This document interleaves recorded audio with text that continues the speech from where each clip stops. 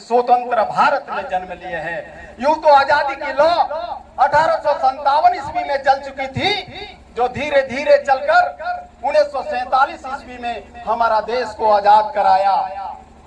जब हम फिरंगियों के फेरे में फंस गए थे तो रंग दे बसंती चोला के नाम पर टोलों के टोलों उमड़ आते थे और वंदे मातरम के नारों से वो आने वाला वो खून में वो 55 डिग्री का तूफान अंग्रेजी शासकों के जड़ों में भूचाल ला देता था। तो लोग इस तरह का अपना देशभक्ति साबित कर रहा होता था। लोग मर जाते थे, मिट जाते थे, फांसी के फंदे को खुशी से चूम लेते थे। इस तरह का लोग अपना देशभक्ति साबित करता था उस समय, क्योंकि उस दौर में देश की कुछ कसौटी ही कुछ और था। 1962 और 65 और 71 के युद्धों में वो स्त्रियों ने अपना सुहाग गंवा देने वाले, जब उनके घर के हालात जब ये हो जाया करते थे कि प्यार भी भरपूर गया, मांग का सिंदूर गया, प्यार भी भरपूर गया, मांग का सिंदूर गया, नन्हे ननिहालों की लंगोटियां चली गई, छोटे छोटे बच्चों की चोटियां चली गई, बाप की कमाई गई, भाई की पढ़ाई गई। ऐसा एक विस्फोट हुआ, पता चला कि पूरे जिस्म की बोटियां चली गई और आपके लिए तो एक आदमी मरा है साहब, परंतु मेरे घर की 2 रोटियां चली गई, मेरे घर की 2 रोटियां चली गई, 2 रोटियां चली गई। वाले हालात पैदा हो जाने के बाद भारत की माताएं अपने बेटों को उस सरहद पर दुश्मनों के धज्जियां उड़ाने के लिए भेज दिया करती थी और पत्र लिखकर भेजा करती थी कि अम्मा ने खत लिखा है बड़े चाव से, कि अम्मा ने खत लिखा है बड़े चाव से, पुत्र मेरा ना घबरा जाना, 1 इंच पीछे ना घटना, चाहे इंच इंच कट जाना, चाहे इंच इंच कट जाना। इस तरह का देशभक्ति अपना साबित करता था उस समय, क्योंकि भारत में इस तरह का दशा और दुर्दशा इतनी दयनीय थी, जो कि भारत के प्राचीन, मध्यकालीन और वर्तमान उदाहरणों से आप सबों को स्पष्ट कराना चाहूंगा। किसी कवि का चंद लाइनें हैं कि हे भारतीयों, जिसको करोड़ों बेटे पोते हैं, उनके हाथ पैर में क्यों लगी है बेड़ियां?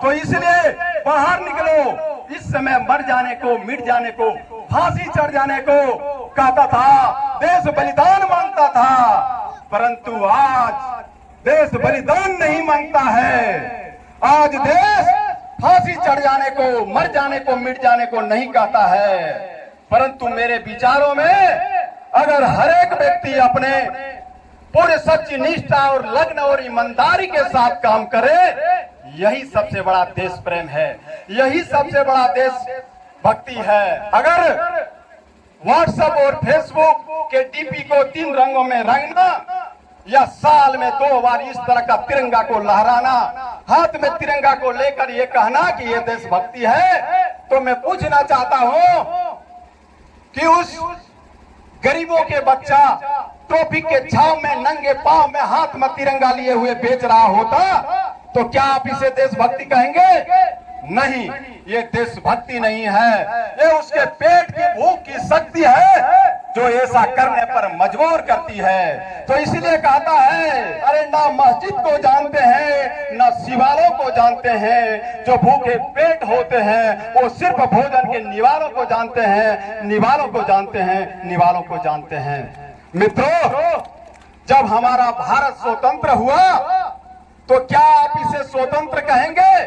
क्या सचमुच में हम लोग आजाद हैं? तो उत्तर निकलेगा नहीं, क्योंकि आज देश भ्रष्टाचार, जातिवाद, आतंकवाद और धार्मिक क्षेत्रों को लेकर के लोग आपस में मर रहे हैं, मिट रहे हैं। तो इसलिए मैं उन तमाम राजनीतिक भ्रष्टाचारियों को कहना चाहता हूं कि किसी को लगता है कि हिंदू खतरे में है, किसी को लगता है मुसलमान खतरे में है, किसी को लगता है कि हिंदू खतरे में है, किसी को लगता है मुसलमान खतरे में है। अरे धर्म का चश्मा उतार कर तो देख, पता चलेगा ये हिंदुस्तान खतरे में है, हिंदुस्तान खतरे में है।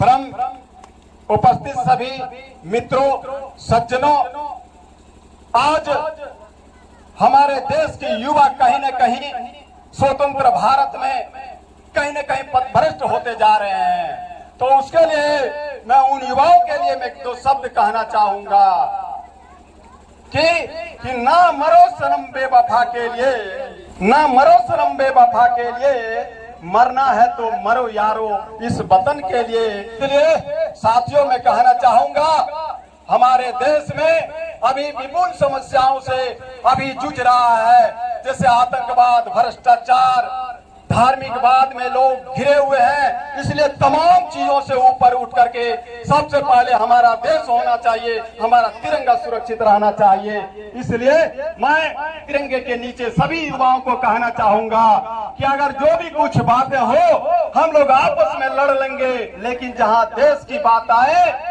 जहां हमारे इस तिरंगा की बात आए, जहां भारत माँ की बात आए, वहां हम लोग कंधे से कंधे मिलाकर एक साथ खड़ा रहने का काम करेंगे। इन्हीं चंद शब्दों के साथ मैं अपने वाणी को विराम देना चाहूंगा। जय हिंद, जय भारत।